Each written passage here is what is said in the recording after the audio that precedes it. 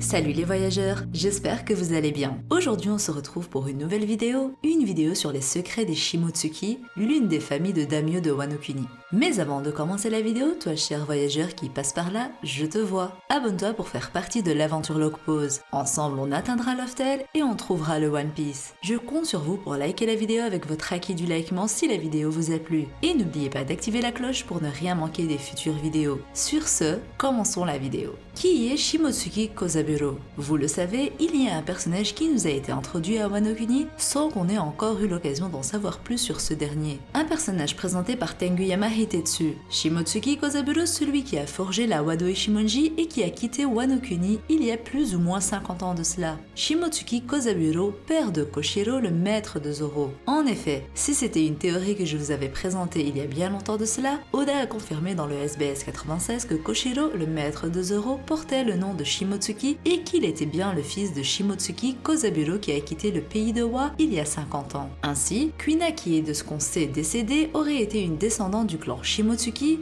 une descendante du clan de Ryuma. Une théorie que beaucoup ont partagée, c'est le fait que Zoro soit un Shimotsuki et qu'il descende de Ryuma. Une théorie que j'ai moi-même traitée et qui peut faire sens mais avec laquelle je ne suis pas complètement d'accord. Selon moi, oui, Zoro pourrait pourquoi pas faire partie d'une branche secondaire de la famille des Shimotsuki, mais cette fois une branche où la famille porterait le nom des Roronoa. On le sait, le village Shimotsuki a été créé donc par Shimotsuki Kozaburo qui a pris le large il y a plus ou moins 50 ans. Et il faut noter qu'à cette époque, Koshiro n'était encore qu'un bébé. Ainsi on peut supposer que plusieurs familles qui souhaitaient quitter Wano Kuni l'ont fait aux côtés de Kozaburo, dont la famille des Roronoa qui a suivi celui qui était d'une des familles de daimyo. Un voyage qui a permis à ces gens de reprendre un nouveau départ et de se délier de tout ce qui les gardait encore accrochés à leur terre natale, Wano Kuni. Ça expliquerait pourquoi Koshiro ne savait pas que Zoro n'était pas que son élève, mais une sorte de neveu faisant partie du même arbre généalogique, mais de manière assez éloignée. Ainsi, selon moi, il est logique de se demander si l'homme à la base de cet exode est toujours en vie, et surtout, qui est-il?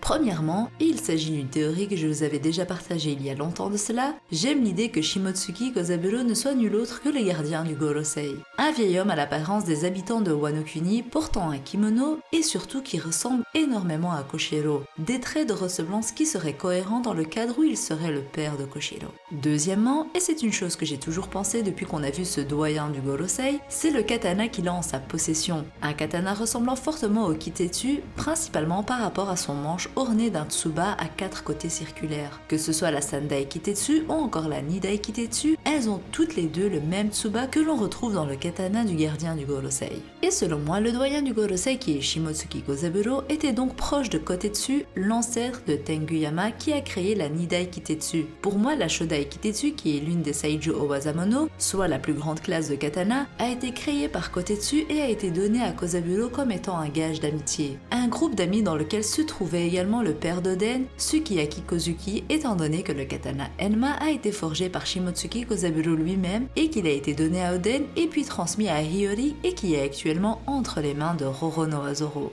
Au final, au niveau de l'héritage d'Enma, si Zoro est bien lié au Shimotsuki, même en faisant partie d'une branche secondaire, la lame est retournée au sein du clan des Shimotsuki et la symbolique n'en est pas plus mal.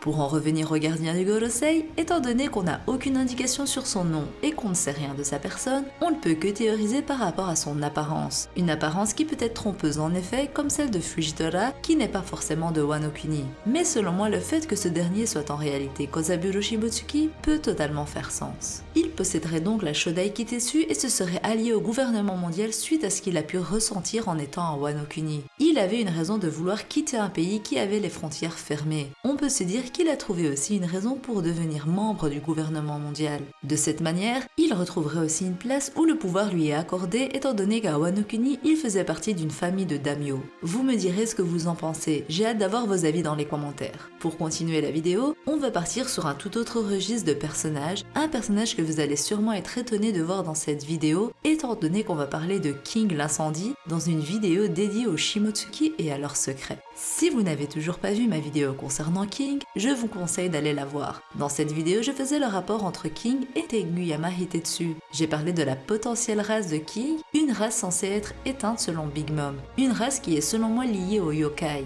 Vous le savez, Wano Kuni regorge de culture japonaise et principalement des yokai. On a le cas de Tengu et aussi de Onimaru inspiré des kitsune des légendes japonaises. Ainsi, selon moi, King est d'une race liée aux yokai et principalement aux Tengu. Une sorte de Tengu correspondant à King serait le Daitengu Tengu, le Tengu protecteur des frontières japonaises. C'est dans le chapitre 930 que nous est montré pour la première fois King, celui qui a empêché que Big Mom puisse atteindre Wano Kuni, celui qu'on peut qualifier comme étant le protecteur des frontières de Wano Kuni. Les Daitengu prennent souvent apparence humaine, si ce n'est leurs longs cheveux blancs et leur nez ainsi que leur face rouge. On pourrait totalement mettre Tenguyama Hitetsu dans cette catégorie de Tengu et se demander si en dessous de son masque, King ne cacherait pas de longs cheveux blancs également. Les Daitengu sont aussi connus pour leurs facultés concernant le vol, l'art de l'épée ainsi que le contrôle du vent, ce qui peut totalement correspondre à King par rapport à ses ailes, son fruit du démon mais aussi le katana qu'il a en sa possession. King pourrait aussi être inspiré des Kotengu, il s'agit de Tengu plutôt solitaires qui s'allient que quand il y en a besoin. Selon moi, c'est totalement le style de King qui depuis le début nous est présenté comme étant assez dans son coin. Du moins, c'est comme ça que je l'ai ressenti. Les Kotengu sont aussi connus pour leur haine envers les humains, ou plutôt le fait qu'ils ne les apprécient pas trop. Ils aiment s'amuser en tuant ou en torturant des humains, ce qui peut totalement correspondre à l'apparence plutôt sadique de King. Je parle bien entendu ici par rapport à sa tenue et du fait qu'il aime aussi beaucoup teaser Queen et Jack qui lui sont inférieurs. Passons maintenant à une théorie qui lie King au Shimotsuki. C'est en cherchant des informations plus poussées sur les types de Tengu par rapport à ma précédente vidéo sur King que je suis tombée sur le Daitengu appelé Sojobo. Il était un Tengu vivant au mont Kurama dans les légendes, soit dans la partie nord du pays. Il avait de longs cheveux blancs, un très long nez et possédait la force de 100 Tengu. Il est connu pour être le roi des Tengu, soit leur King. Étant le roi, ce Tengu avait d'incroyables connaissances en magie, tactique militaire, ainsi que ses incroyables compétences dans l'art de l'épée. Il est aussi connu pour avoir entraîné un jeune homme appelé Uchiwa Kamaru, connu aussi sous le nom de Minamoto Yoshitsune. Uchiwa Kamaru soit le nom dont est dérivé Ushimaru, le fameux dernier daimyo de Ringo, Shimotsuki Ushimaru. Et le personnage inspiré par ce Tengu peut effectivement être Tenguyama Hitetsu, mais selon moi, King cache bien des secrets et serait donc ce Sojobo. Ce serait intéressant qu'il ait été lié au Shimotsuki avant de les quitter aux côtés de Shimotsuki Kozaburo et avant de rejoindre l'équipage Hokkaido. La région nord dans laquelle habitait le Tengu Sojobo correspond aussi à la région de Ringo dont Ushimaru était le daimyo. Dans tous les cas, selon moi, King est originaire de Wano Kuni et c'est pour cette raison que pour Big Mom, la race de King était éteinte, car Wano Kuni est un pays aux frontières fermées, ainsi s'il y a des races existantes dans ce pays, l'information ne serait pas partagée à l'extérieur du pays. Et si King est bien lié au Shimotsuki et qu'il est considéré comme étant un épéiste hors pair, il est normal de se demander s'il va affronter Zoro qui a été formé par un Shimotsuki. En effet, si pour le moment Zoro est bien aux côtés de Luffy et des autres supernovas sur le toit face à Kaido et Big Mom, je pense qu'il est normal de se demander si un combat entre les deux seconds va avoir lieu. Et selon moi, oui, ce combat aura bien lieu pour nous montrer la force et le power-up de Zoro dans un combat où il est seul face à un adversaire redoutable. Voilà, c'était tout pour moi, j'espère que la vidéo vous aura plu. Je compte sur vous pour me donner votre avis et me donner vos théories en commentaire. Qui est Kozaburo? Est-ce que King est lié à cette famille? Est-ce que Zoro va se battre face à King? Je lis et réponds à tous les commentaires. Abonne-toi si ce n'est pas encore fait et active la cloche pour ne rien manquer des futures vidéos. Je vous attends aussi sur Instagram. J'aime échanger là-bas avec vous quand je ne sors pas de vidéos. Sur ce, je vous dis à la prochaine et d'ici là, portez-vous bien. Bisous!